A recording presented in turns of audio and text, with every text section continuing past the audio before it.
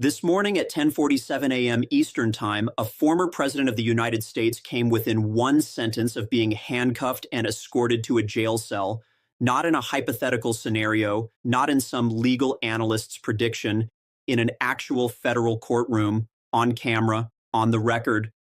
A sitting judge looked directly at Donald Trump and said 5 words that no American president, current or former, has ever heard in a court of law: sit down or go to jail. Trump did not sit. What happened over the next 12 minutes may go down as the most direct challenge to judicial authority we've seen in modern American history. I've spent the last several hours going through every page of the court transcript, watching every available clip, reading every legal analysis I could find, and I'm going to walk you through exactly what unfolded moment by moment, because the headlines don't capture what actually happened in that room. But first, you need to understand what led up to this explosion. For anyone following Trump's legal battles, courtroom tension isn't new. He's been combative before. He's made comments. He's arrived late for attention. He's used recesses to deliver sound bites for cameras outside. There's a pattern, a rhythm, a predictable playbook. Show defiance. Stay just inside the line. Leave with headlines. That's what everyone expected yesterday. That is not what happened. Something shifted. And if you know what to look for, the warning signs were visible hours before Trump even entered the building. The night before, his Truth Social account lit up with unusually aggressive posts. His legal team reshuffled at the last minute. Never a good sign. Extra security personnel arrived at the courthouse early. And perhaps most telling of all, his attorneys went silent. No media statements, no pre-hearing confidence. Nothing. Here's something I've learned from covering these cases.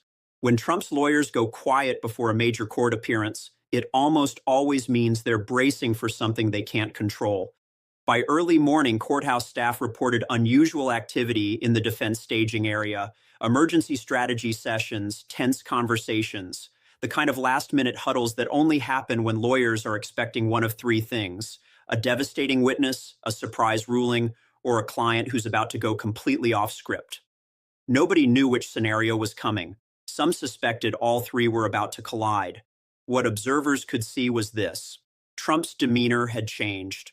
His posture was different, his energy was different, and when a criminal defendant shifts their behavior unexpectedly, even subtly, experienced judges notice. Judge Engoron was watching. Now let's go inside. Picture the scene. Trump is seated at the defense table. Navy suit, composed expression. The prosecution is questioning a key financial witness. Standard procedure, routine testimony, nothing unusual. And then, without warning, it happened. Trump didn't lean over to whisper to his lawyer. He didn't scribble a note. He spoke out loud, sharp, direct, aimed straight at the witness. That's a complete lie, a total fabrication. Those words cut through the courtroom like a blade. Every attorney froze mid-sentence. Every spectator held their breath. Every camera operator in the overflow room leaned in. The court reporter's fingers hovered over the keys, and Judge Engoron slowly removed his reading glasses. What he said next wasn't a polite reminder. It wasn't a gentle suggestion. It was a command backed by the full weight of federal contempt powers. Mr. Trump, you will not speak unless addressed. You will not interrupt these proceedings. Is that understood? Now, in any normal case, that would be the end of it. A defendant would nod, apologize, move on, but this is not a normal case. And what happened next stunned everyone in that room. Trump didn't apologize. He didn't nod. He leaned back in his chair, looked toward the ceiling, and said, loud enough for the court reporter to capture every syllable, "This whole thing is a joke, a complete joke." Let that sink in. A defendant in a federal fraud trial just openly mocked a sitting judge on the official record, seconds after receiving a direct warning. These were not the words of someone seeking leniency. These were the words of someone testing whether anyone in that room actually had the power to stop him. Judge Engoron had that power, and he used it. Over the next 4 minutes, the judge issued 3 escalating warnings. The court transcript confirms this. The first came immediately after Trump's initial outburst, the interruption of testimony. The second came moments later when Trump audibly scoffed and muttered "kangaroo court" while the prosecutor was speaking. The third came when Trump physically stood up from his chair. And this is when the judge said something that will be studied in law schools for decades. Mr. Trump, sit down immediately. Sit down now, or I will have you removed from this courtroom and held in a detention cell for the remainder of today's proceedings. Detention cell. Those two words landed like a thunderclap. Think about what just happened. A federal judge presiding over an active criminal trial just told a former president on the record that he would be placed in a jail cell if he didn't comply. This was no longer a warning. This was a direct, legally binding threat with immediate consequences. Trump's lead attorney, Alina Habba, immediately stood and requested an emergency sidebar. The judge granted it. For 12 agonizing minutes, lawyers huddled at the bench, whispered arguments, urgent negotiations, the kind of legal triage that happens when a case is seconds away from going completely off the rails. And during all of this, for the entire 12 minutes, Trump remained standing at the defense table, arms crossed, jaw clenched, refusing to sit. Every eye in that courtroom was on him, every second stretched. The tension was suffocating.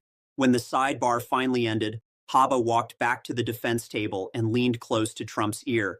Witnesses say she was speaking rapidly, urgently, almost pleading. Trump shook his head. She tried again. More emphatic this time. He looked away. And then, this detail matters, she placed her hand firmly on his shoulder. That physical touch, that direct personal intervention. That's what finally made him move. Slowly, reluctantly. Trump lowered himself back into his chair. Let me be absolutely clear about what just happened. Trump's own legal team had to physically intervene to prevent a former president from being hauled out of a federal courtroom and placed in a holding cell during his own fraud trial. We were one stubborn moment away from an image that would have defined American legal history. Now, a lot of people will see this as courtroom drama, a spectacle, political theater, but that's not what this was. What happened today was a direct, calculated test of judicial authority. And how Judge Engoron responded tells us everything about what's really at stake. Let me break it down. Trump's behavior wasn't simply disrespectful. It was strategically destabilizing. Every interruption, every comment, every moment of defiance was designed to undermine the legitimacy of the proceedings. And Judge Engoron understood that immediately. His response wasn't emotional. It wasn't reactive. It wasn't personal. It was surgical. He didn't issue vague warnings. He cited specific contempt statutes. He referenced concrete incarceration precedents. He spoke with the kind of precision that leaves zero room for misinterpretation, and more importantly, zero room for appeal. Former federal prosecutors, speaking to journalists on background, described Trump's conduct as calculated provocation. They believe his goal was to create grounds for a mistrial, to manufacture reversible error, to bait the judge into an overreaction that could be used on appeal. But Judge Engoron didn't take the bait. His responses were legally airtight. His demeanor was controlled. His authority was absolute. And that tells me something important.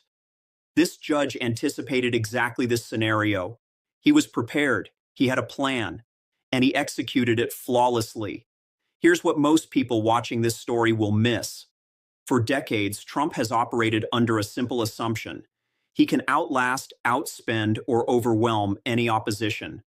That courtrooms, like boardrooms, eventually bend to pressure. But federal judges don't bend. They hold lifetime appointments. They're insulated from political influence. They answer to the Constitution, not to polls. And they possess something Trump has rarely, if ever, encountered in his entire life: enforceable authority. Today, Judge Engoron made that authority crystal clear. His warning is now permanently part of the official court record. It wasn't meant to embarrass Trump. It was meant to establish, beyond any doubt, that this courtroom will not tolerate obstruction, intimidation, or theatrical disruption. In plain English, you are not special. You follow the same rules as everyone else, or you face the same consequences as everyone else. Here's what most coverage of today's events is going to miss entirely.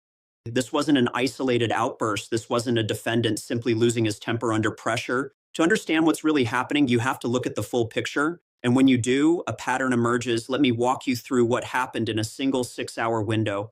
During the morning session, Trump interrupted sworn testimony, mocked the judge, and refused a direct order to sit down. At lunch, he posted multiple attacks on Judge Engoron through Truth Social. His legal team filed formal motions questioning the judge's impartiality. And outside the courthouse, he told assembled reporters that the trial was, quote, a disgrace to everything America stands for. All of this, same day, same 6 hours. When Trump moves this many pieces simultaneously, courtroom disruption, social media attacks, legal filings, media statements, it signals something much larger is being orchestrated. Legal analysts are now considering 3 troubling possibilities. First, he may be laying the groundwork to boycott future court proceedings entirely, to simply refuse to appear. Second, he could be deliberately trying to provoke a mistrial through sustained disruption, force the judge's hand, create chaos. Third, and this is the scenario generating the most concern among legal observers, he might be attempting to manufacture a constitutional crisis by openly defying a direct court order.